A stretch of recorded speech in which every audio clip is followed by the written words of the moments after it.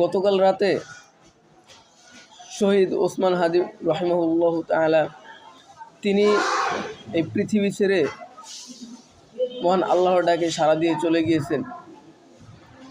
তার জন্য অন্তরটা অত্যন্ত ব্যথিত। আমার কাছে খুব খারাপ লাগতেছে। আমি বিশ্বাসই করতে পারতেছিলাম না যে তিনি সত্যিই মারা গিয়েছেন।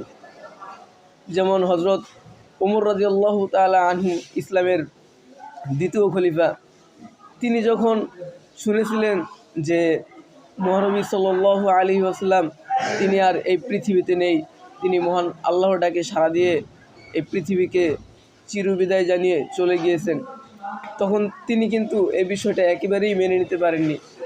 তার কাছে এটা খুব কষ্টদায়ক, পীড়াদায়ক এবং অনেক বড় বোঝা মনে হয়েছে। তিনি তলোয়ার হাতে নিয়ে দাঁড়িয়ে গিয়েছিলেন এবং বলেছিলেন, যে বলবে যে মুহাম্মদ সাল্লাল্লাহু আলাইহি ওয়াসাল্লাম এই পৃথিবী থেকে চলে গিয়েছেন, আমি তার গর্দান ফেলে দিব। তো তখন আমি বুঝতে পারলাম, কালকে রাত্রে যখন আমি এই সংবাদটি শুনলাম, তখন আমি কোনোভাবেই বিশ্বাস করতে পারতেছিলাম না।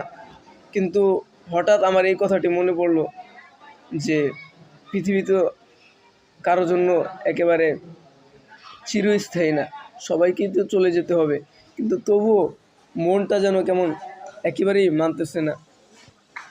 রাতে ঘুমানোর আগে তাহাজ্জুদ পড়ে ঘুমিয়েছিলাম। মহান আল্লাহর কাছে খুব কান্নাকাটি করেছি, আল্লাহর কাছে দোয়া করেছি, আল্লাহ যেন তাকে শহীদের উচ্চ মর্যাদা দান করে এবং জান্নাতুল ফিরদাউসে তার বাসস্থান বানিয়ে দিক। তার জন্য অন্তরটা শুধু আমার না, এই দেশের লক্ষ লক্ষ মানুষের অন্তর জ্বলে পুড়ে ছারখার হয়ে যাচ্ছে।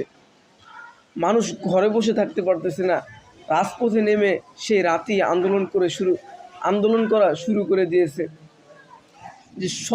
যে সত্যের উপর থাকে এবং ন্যায়ের উপর চলে, ন্যায় পথের কাজ করে, তার জন্য লক্ষ লক্ষ মানুষ রয়েছে।